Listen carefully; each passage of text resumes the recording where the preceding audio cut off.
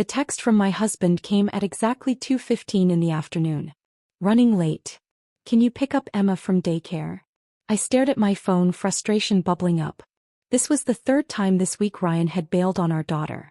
I thought you said you had the afternoon off, I typed back. Something came up at work. Emergency meeting. Sorry. I sighed and grabbed my keys. My shift at the hospital didn't end until 5, but I'd have to leave early again. My supervisor wouldn't be happy, but what choice did I have?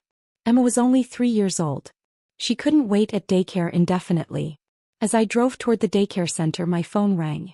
It was Sunshine Kids Daycare, Emma's school. Mrs. Patterson? This is Director Walsh. We're calling because Emma hasn't been picked up yet and we can't reach your husband. I'm on my way, I said, confused. But my husband should have picked her up an hour ago. He texted me saying he was running late, but I thought he'd already gotten her. No, ma'am. Emma is still here. We've been trying to call Mr. Patterson for 45 minutes. A cold feeling settled in my stomach. Ryan had texted me at 2:15 saying he was running late and asking me to pick up Emma. But the daycare had been trying to reach him since 1:30, which meant he'd never planned to pick her up at all. He'd deliberately waited until after pickup time to text me, making it seem like a last-minute change when he'd clearly known all along he wasn't coming. I'll be there in 10 minutes, I told Director Walsh. I'm so sorry for the confusion. When I arrived, Emma was the only child left. She sat in the reading corner with the teacher, looking small and sad. When she saw me, her face lit up. Mommy, where's Daddy? Daddy had to work, sweetie, I said, signing her out while apologizing again to the staff.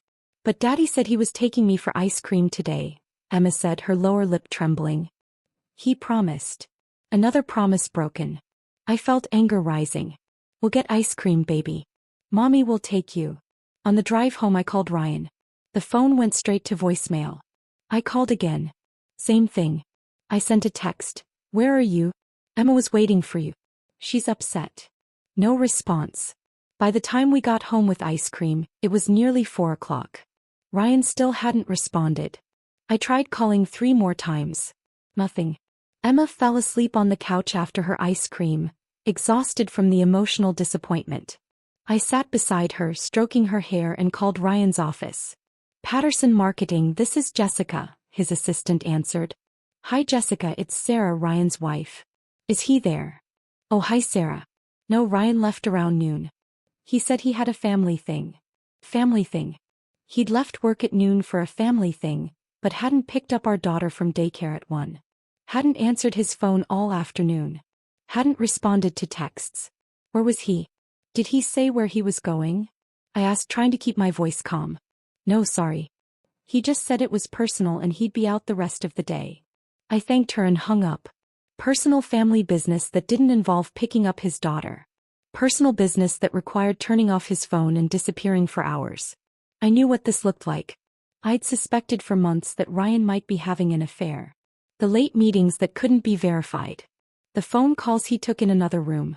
The way he'd become distant and distracted. But I'd pushed the suspicions away, telling myself I was paranoid, that our marriage was solid despite the rough patch we'd been going through since Emma was born. Now I wasn't so sure. I opened the Find My Phone app on my device. Ryan and I had shared our locations with each other years ago for safety reasons. He'd never turned it off, probably forgot it was even active. The app loaded, showing Ryan's phone location. He was across town at an address I didn't recognize. I zoomed in on the map. It was a residential neighborhood, not his office, not anywhere I knew he had business. I copied the address and searched it on Google. The property records showed it belonged to someone named Michelle Torres. The name meant nothing to me. I searched Michelle Torres on social media and found her Facebook profile. She was around my age, attractive with long dark hair. Her profile showed she worked as a teacher. Most of her posts were private, but I could see her profile picture clearly. In it, she stood with a young boy who looked about 7 or 8 years old. My heart pounded. Who was this woman? Why was Ryan at her house? I checked the time. 4:30. He'd been there for hours. I looked at Emma sleeping peacefully on the couch. I looked back at my phone at the location pin showing exactly where my husband was. I made a decision. Called my sister. Amber, can you come watch Emma? I need to go somewhere.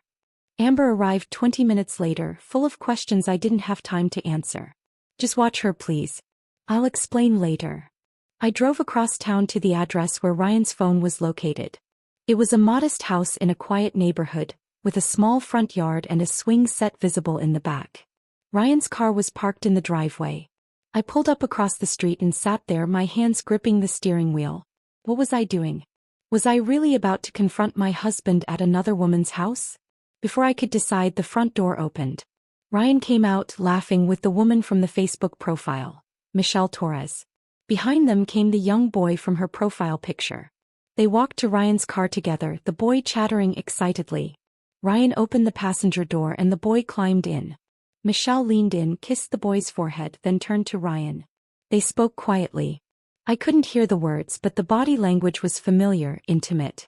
Then Michelle did something that made my blood run cold. She hugged Ryan and he hugged her back. Not a polite, brief hug, but a long, tight embrace. The kind of hug you give someone you love. Ryan pulled away, waved to Michelle, and got in his car. He started the engine.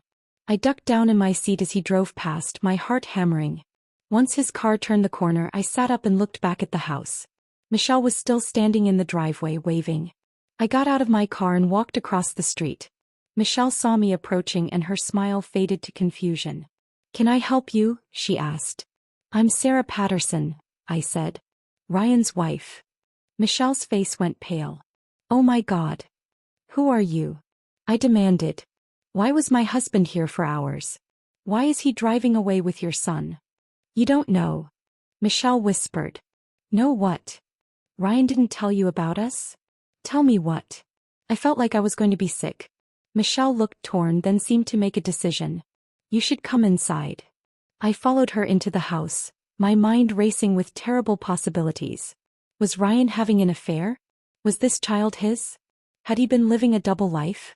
Michelle led me to a living room filled with photos. Photos of the boy at various ages. Photos of Michelle and the boy together. And then I saw it. A photo from years ago showing a younger Michelle, a younger Ryan, and the boy as a toddler. "That's my son, Tyler," Michelle said quietly. "He's 8 years old." 8 years old. Ryan and I had been married for 6 years. Which meant, Ryan is Tyler's father, Michelle confirmed. "We dated in college. I got pregnant. Ryan was there for Tyler's first 2 years, but then we broke up. When he met you, he didn't tell you about Tyler." The room spun. Ryan had a son. An 8-year-old son he'd never mentioned. A child that existed before our marriage, before Emma, and I'd never known. "He's been in Tyler's life this whole time?" I asked, my voice barely a whisper. Michelle nodded. "He sees Tyler every week. Takes him to baseball practice, comes to school events, helps with homework. He's been a good father to Tyler. But he's been lying to me for 6 years," I said, my voice rising. "He has a son and he never told me. I have a daughter who has a brother she doesn't know about." "Sarah, I'm so sorry. Thought you knew." Ryan said, "He said you knew about Tyler but didn't want to be involved. That you were okay with him maintaining a separate relationship with his son." "That's a lie," I said. "I had no idea Tyler existed." Michelle sank into a chair, looking devastated. "Oh God. Ryan's been lying to both of us. Where did he just go with Tyler?" I demanded. "To the baseball game. Tyler's team made the playoffs. It's the championship game today." Today. The day Ryan had promised to pick up Emma from daycare and take her for ice cream. Instead, he'd left our 3-year-old daughter waiting while he went to his secret son's baseball game. The betrayal was so massive I could barely process it. "What field?" I asked. What baseball field? Where's the game?" "Riverside Park," Michelle said. "The main diamond." "But Sarah," I was already heading for the door. I drove to Riverside Park with my hands shaking on the wheel. My husband had a secret child. For 8 years, 2 years before we even met, he'd been a father. And he'd hidden it from me through our entire relationship. 6 years of marriage. 3 years of raising Emma together. And not once had he mentioned that our daughter had a half-brother. The parking lot at Riverside Park was full. I found a spot and walked toward the baseball diamonds, following the sound of cheering. The championship game was in full swing. I scanned the bleachers and spotted Ryan sitting in the front row, cheering loudly. On the field, a boy wearing number 7, Tyler, stood on first base. Ryan was completely absorbed in the game, his face animated with pride and excitement. I'd never seen him look at Emma that way. The realization hit me like a physical blow. This was why he'd been working late so often. This was why he'd missed Emma's school events. This was where all his attention and energy had been going. To his other child, his secret son, the family he'd been maintaining in the shadows while playing dutiful husband to me. I stood at the edge of the bleachers watching him. Watching this man I'd thought I knew, seeing him in this secret life he'd carefully hidden from me. A woman sitting near Ryan stood up and cheered as Tyler slid into second base. She high-fived Ryan, both of them celebrating. Was she Michelle's sister? Friend? How many people knew about this secret while I'd been kept in the dark? The inning ended. Ryan pulled out his phone and looked at it. I watched his face change as he saw my missed calls and texts. He started typing a response. My phone buzzed. Sorry, meeting ran long. On my way home soon. Why? Even now, caught in the act, he was lying. I walked down the bleachers toward him. He was still typing, didn't see me approaching. Ryan, I said. He looked up and the blood drained from his face. Sarah. What are you? How did you? I know, I said simply. I know about Tyler. Ryan stood up quickly, his phone clattering to the ground. Sarah, let me explain. You left our daughter at daycare, I said, my voice shaking with rage. She waited for you. She was crying because Daddy didn't come. Because Daddy was here at his secret son's baseball game. People were starting to stare. Ryan grabbed my arm and tried to pull me away from the crowd. I jerked free. Don't touch me. Please, let's talk about this somewhere private, Ryan begged. You've had 6 years to talk to me about this, I said. 6 years to mention that you had a son. 6 years to introduce your children to each other. But you chose lies instead. I was going to tell you, when Tyler graduated high school, when he got married. Or were you just going to keep both families separate forever? Ryan looked desperate. It's complicated. Michelle and I have history. I didn't know how to explain. You didn't know how to explain that you're a father. I laughed bitterly. You managed to explain it to everyone here. You managed to be at every baseball game, every school event. You just couldn't manage to tell your wife the truth. On the field, Tyler's coach called timeout. Tyler was looking at the bleachers, clearly wondering what was happening. My son is playing, Ryan said. Can we please do this later? Your son. I repeated. Which one? Because you have a daughter too, remember? The one you abandoned at daycare today so you could be here. Ryan flinched. I didn't abandon Emma. I knew you'd get her. You lied to me. My voice rose. You said you had a work emergency. You turned off your phone. You left our daughter crying while you came here to play dad to your secret child. He's not a secret child, he's my son. Ryan shouted back. The admission hung in the air. People in the bleachers were openly staring now. Yes, I said coldly. He's your son. And you've been ashamed of him for 6 years because you couldn't even tell your wife he existed. That's not true. Then why the secrecy? Why the lies? Why hide him from me? Ryan had no answer. On the field, the game had stopped completely. Tyler stood on second base, looking at us with confusion and worry. We need to go, I said. We need to talk about this at home. I can't leave in the middle of Tyler's game. Yes, you can, I said. Because I'm telling you right now, if you choose to stay here instead of coming home to talk to me, to Emma, don't bother coming home at all tonight. I saw the calculation in his eyes. He was actually weighing his options. Choosing between his wife and his secret son. Sarah, please be reasonable. I'm done being reasonable, I said. I'm done being the understanding wife while you live a double life. Come home now or I'm calling a lawyer tonight. I turned and walked away, my whole body shaking. I didn't look back to see if Ryan followed. I got in my car and drove home in a daze. My marriage was built on lies. My husband had a whole other child. My daughter had a brother she'd never met. Nothing was what I thought it was. When I got home, Amber took one look at my face and knew something terrible had happened. Watch Emma a little longer? I asked. I need to process something. I went to my bedroom and sat on the edge of the bed trying to organize my thoughts. Ryan had a son. Tyler. 8 years old. He'd been Tyler's father for those 8 years, involved in his life, attending his events, helping raise him.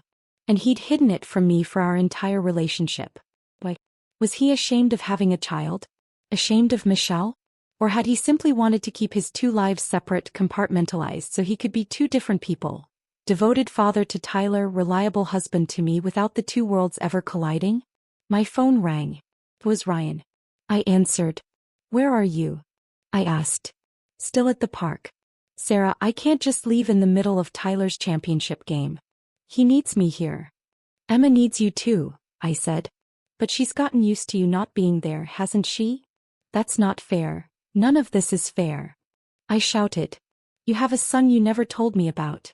Do you understand how insane that is? How betrayed I feel.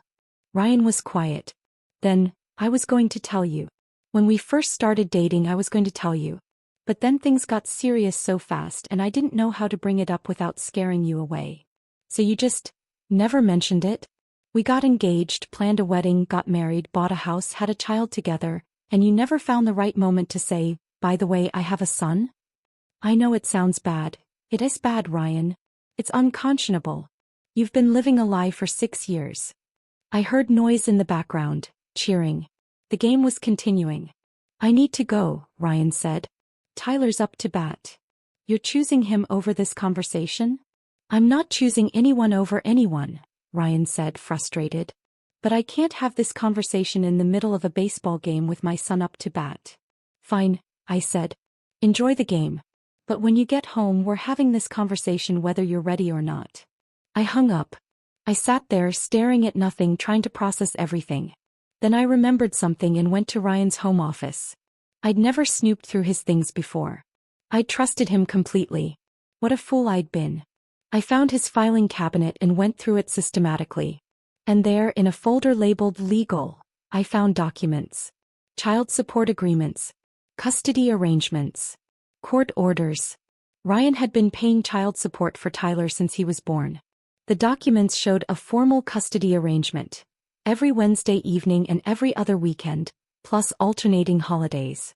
I looked at our family calendar, the one where Ryan marked his late meetings and work trips. Wednesdays. Every Wednesday Ryan had worked late.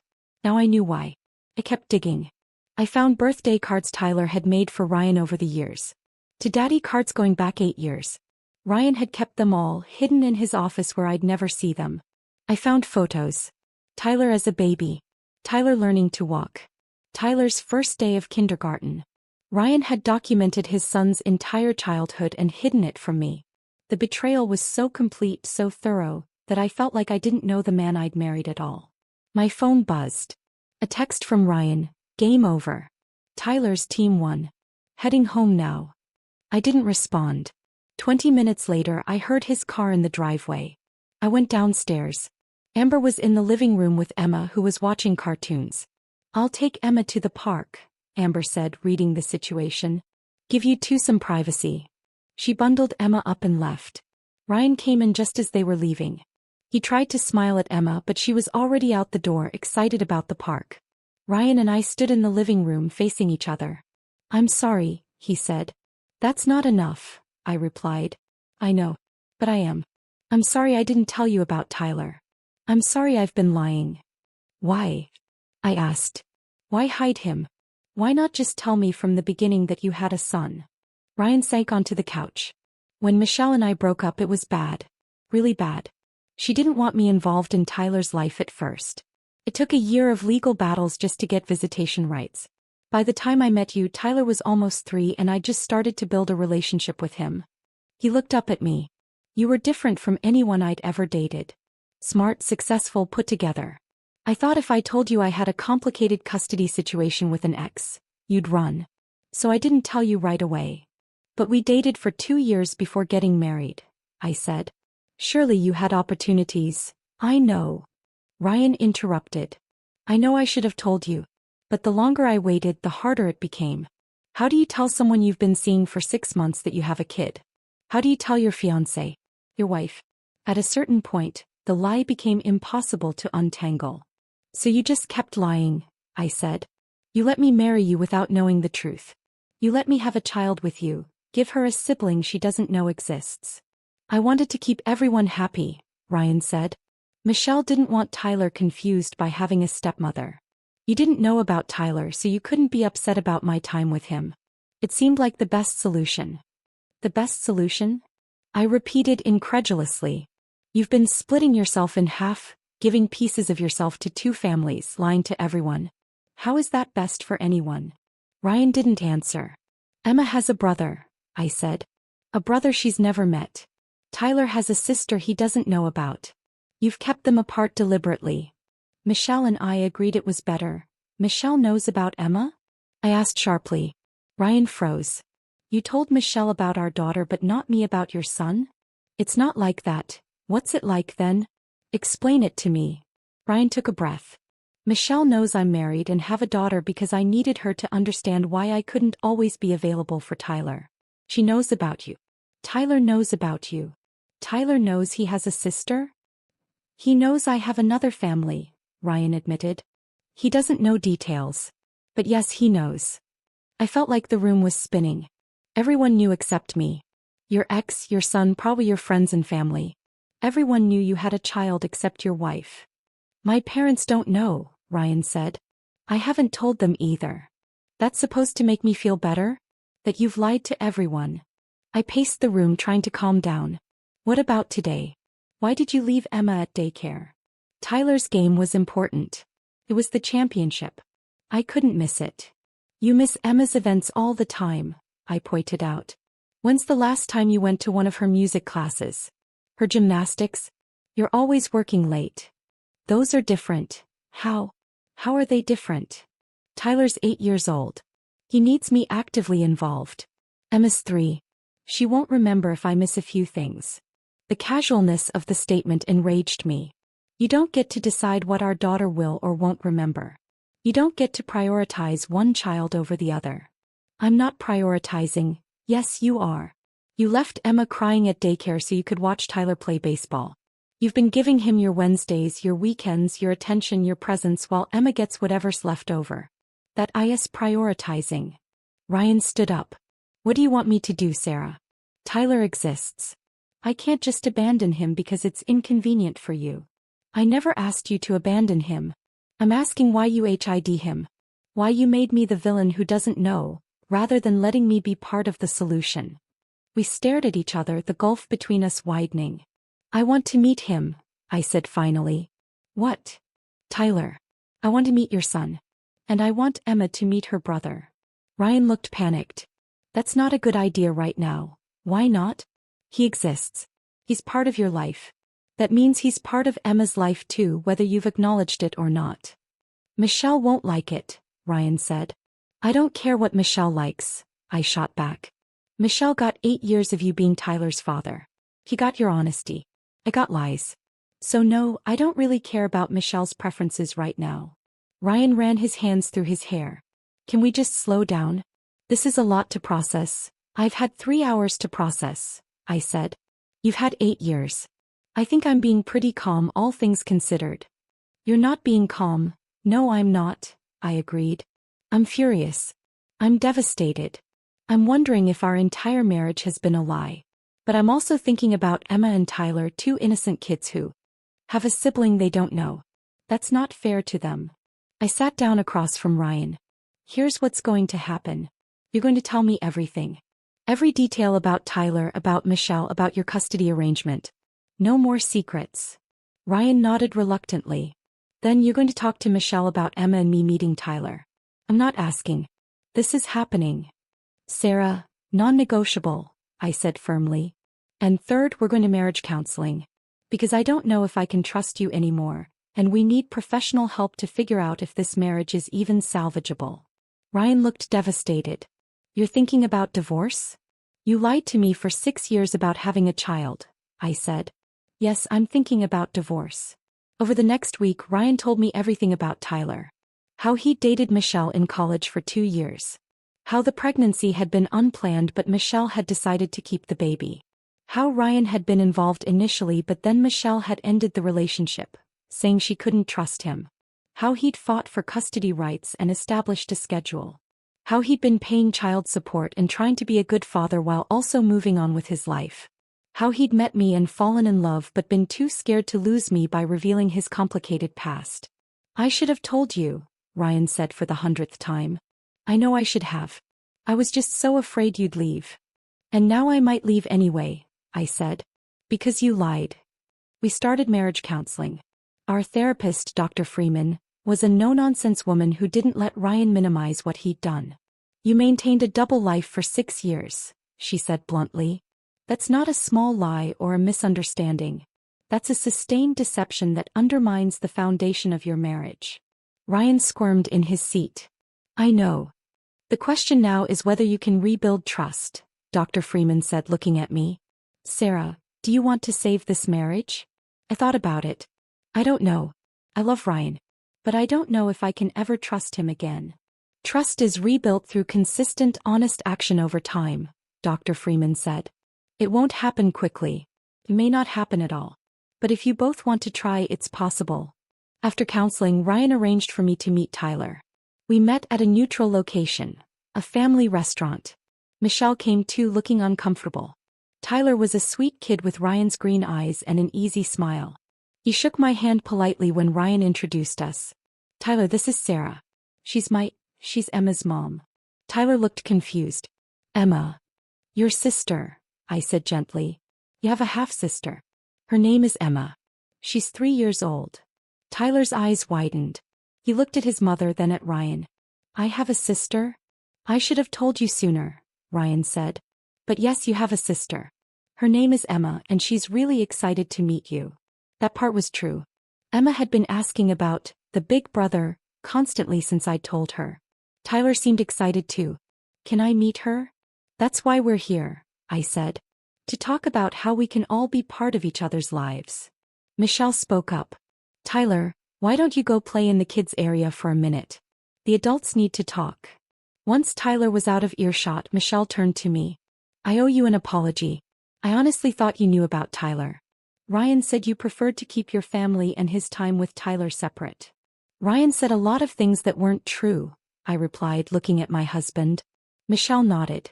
I'm starting to realize that. I'm sorry for my part in this. I should have insisted on meeting you years ago. We talked for an hour about logistics. How often the kids could see each other.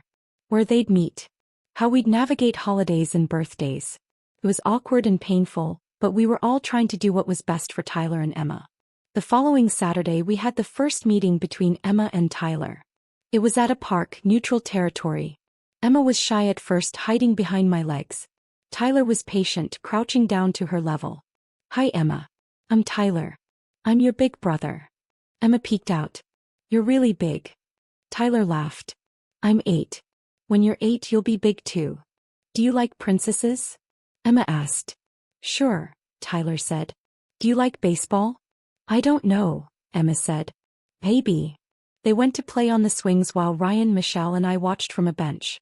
They're good together, Michelle observed. Yeah, I said. I looked at Ryan. You should have let them know each other from the beginning. I know, he said quietly. Over the next few months we established a routine. Tyler and Emma saw each other twice a month, supervised visits where both families were present. Slowly they built a relationship. Emma adored her big brother. Tyler was protective and sweet with her. Watching them together was both heartwarming and heartbreaking. Heartwarming because they clearly loved each other. Heartbreaking because they'd lost years of siblinghood due to Ryan's lies. Ryan and I continued counseling. Some days I thought we'd make it. Other days I wanted to pack my bags and leave. The hardest part, I told Dr. Freeman, is that I don't know what else he's lied about. If he could hide a child for 6 years, what else is he capable of hiding? That's a valid concern, Dr. Freeman said. Ryan, what do you say to that? I'm not hiding anything else, Ryan insisted. I've told you everything. My whole life is open to you now. Now, I emphasized. After I caught you. Not because you chose honesty. Because you got caught. That was the core issue. Ryan hadn't come clean out of conscience. He'd been forced to confess when I'd discovered the truth. If I hadn't tracked his phone that day, would he still be lying? I was planning to tell you, Ryan said. Tyler's getting older. He's been asking questions about why he can't meet Emma. I knew I couldn't keep it secret much longer. But you would have kept it secret as long as possible, I said. Right up until the moment you absolutely couldn't anymore. That's not the same as choosing honesty. We went in circles like that for weeks. Ryan making excuses. Me pointing out that excuses weren't the same as accountability. 3 months after the revelation, I made a decision. I need space, I told Ryan. I need time to think without you here, trying to convince me everything's okay when it's not. Ryan moved into a short-term rental. We agreed he'd see Emma on his regular custody days, which now included his time with Tyler so the kids could be together. I used the time alone to think about what I wanted. Did I want to stay married to someone who'd lied to me for years? Could I ever trust Ryan again? Did I even want to try? My answer kept changing depending on the day. What helped clarify things was watching Ryan with both kids. When he had Emma and Tyler together, he was fully present in a way he'd never been before. The secret was out, so he no longer had to compartmentalize. He could be himself, a father to both children openly and honestly. I saw the father he could have been all along if he hadn't been splitting his energy between two secret lives. That made me both hopeful and angry.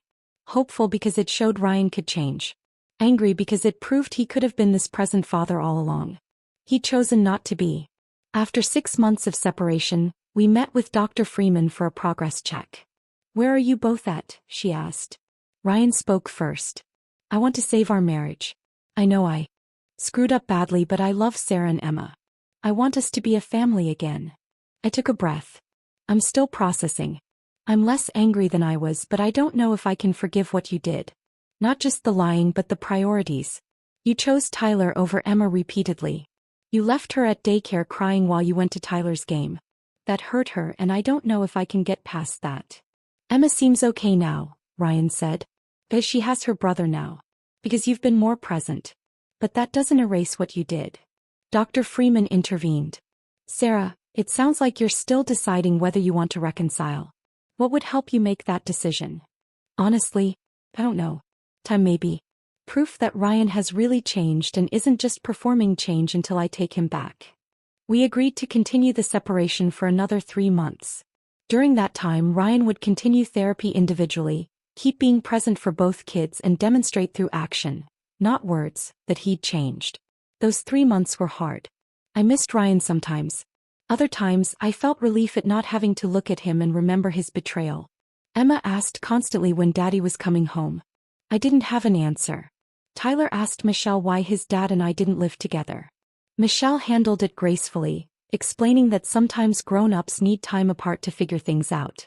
At the end of the 3 months, I had my answer. I met Ryan at a coffee shop, neutral territory. "I've made a decision," I said. Ryan looked terrified. "I'm willing to try again. Not because I've forgiven you, I haven't, not completely. But because I've seen you change. I've seen you be the father both kids deserve. I've seen you be honest even when it's hard." Ryan's eyes filled with tears. "I won't let you down again. I promise." "You might," I said honestly. "You're human. You'll mess up. But the difference is now I know to watch for it. Now I know you're capable of major deception. That's always going to be part of our relationship now." "I know," Ryan said. "And I'll spend the rest of my life earning back your trust." We took it slowly. Ryan moved back home, but we continued counseling. We established new rules. Complete honesty, shared calendars so I always knew where he was, joint financial accounts with no secrets. I became part of Tyler's life properly. I attended his baseball games, met his teachers, got to know him as a person, not just Ryan's secret son. He was a great kid and I grew to love him. Emma and Tyler's relationship deepened. They were true siblings now, looking forward to their time together, fighting occasionally the way siblings do, but mostly just enjoying each other. Michelle and I developed a cordial co-parenting relationship. It was awkward, but we both prioritized the kids. A year after I discovered the truth, we had a family barbecue. Ryan, me, Emma, Tyler, Michelle, and Michelle's new boyfriend. It was strange but also felt right. 2 families connected by children trying to make it work. I pulled Ryan aside at one point. "If you ever lie to me again about anything major, we're done. No second chances. Do you understand?" "I understand," Ryan said. "No more lies. Ever." I wanted to believe him. Maybe I did. Or maybe I just decided that this imperfect, complicated family was worth fighting for despite the betrayal that had created it. Either way, we were moving forward. Not forgetting what had happened but learning to live with it. building something new from the wreckage of trust that had been shattered. And watching our children, both of them, grow up together as siblings should. That, at least, was something good that had come from the worst discovery of my life. The day Ryan had left Emma at daycare to celebrate his hidden son could have destroyed us all. Instead, it had forced the truth into the light. And sometimes, painful as it was, the truth was exactly what we'd needed.